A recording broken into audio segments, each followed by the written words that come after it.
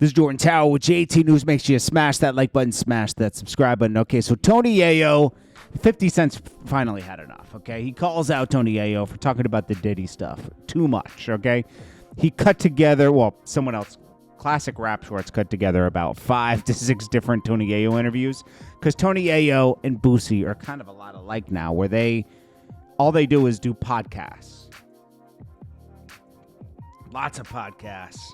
Talking about Tony Yayo is talking about 50. It's almost like 50 Cent doing an interview because he's recalling all the stories with 50 Cent.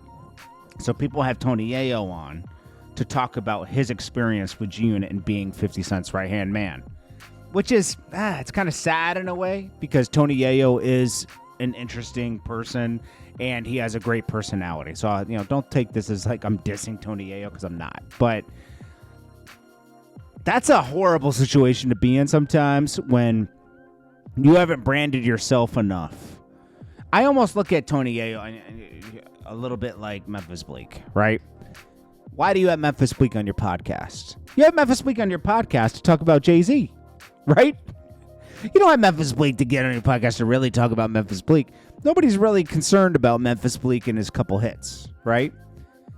Tony Yayo, nobody's really concerned about the couple hits he had. What did he drop? One album? One album ever in his life, okay? Sounds like lazy Memphis Bleek. He never really, luckily, he's 50 Cent's, and he always says this. He's not like he doesn't acknowledge this. 50 Cent keeps him a millionaire. 50 Cent puts $1 million in his pocket, at least $1 million in his pocket every year. At least. Just from touring, being affiliated, making sure he's booked, right?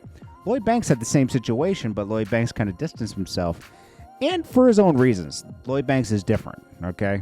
He just is. He's great at what he does, but 50 Cent always was like, I never understood it. Like, I thought he wanted to just be independent, but it turns out he kind of had like a little problem with me, and I'll never understand it, and I don't have time to understand it.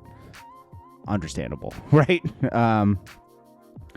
So Tony Yayo's talking too much about the Diddy thing for comfort to 50 Cent, and he's getting sick at Tony Yayo doing all these interviews. So he says, note to self, if you don't want anybody to know anything, do not let Yayo know. Yayo's going to start getting excused from certain rooms, excused from conversations, excused from the jet. He might have to fly private commercial now and not get on the private jet because he doesn't want Yayo to be privy to certain information because he just runs his mouth on these podcasts to get paid, to get a check, right?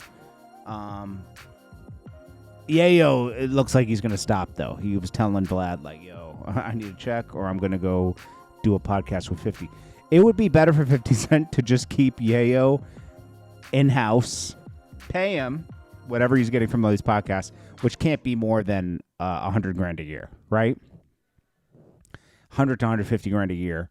And then promote run ads on the podcast that Tony Yayo has so people see it, right?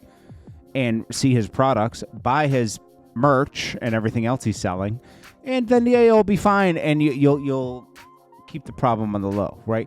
You don't see Yayo's the only person that can get away with this, because if Uncle Murder was doing this, he would have been cut off. Yayo is like 50 Cent's little brother from another mother, obviously, but yeah, and it's just like Memphis Bleek. Nobody. Okay, at least people respect Tony Yayo, right? Tony Yayo gets busy, right? Pause. But he gets busy in the streets, did in the past. He's not a sucker. Memphis Bleek, most likely, sucker. Okay? Let's just be honest, okay? And Memphis Bleek, what I respect about Tony Yayo is he's not, like, sucking on the teat of 50 Cent like Memphis Bleek is sucking on the teat of Jay-Z. Like, more milk. Give me more milk. Yayo is his own man. Talks about himself a lot as well, and he's not like saying, he's not bowing down. Remember when Young Buck, when he first got back with G-Unit, he was bowing down to, yo, big bro, thank you, big bro, every post, right? That's always a tell sign when someone's too grateful, right? It's like they're up to something until they got comfortable again, because Buck already won against the system one time. But yeah, that was funny for 50 Cent to react to this. He's just giving Yayo, trust me, Yayo's smart. This is a warning, like, hey, bro, chill, right? Anyways, Jordan Tower with JT News. Jordan Tower. New.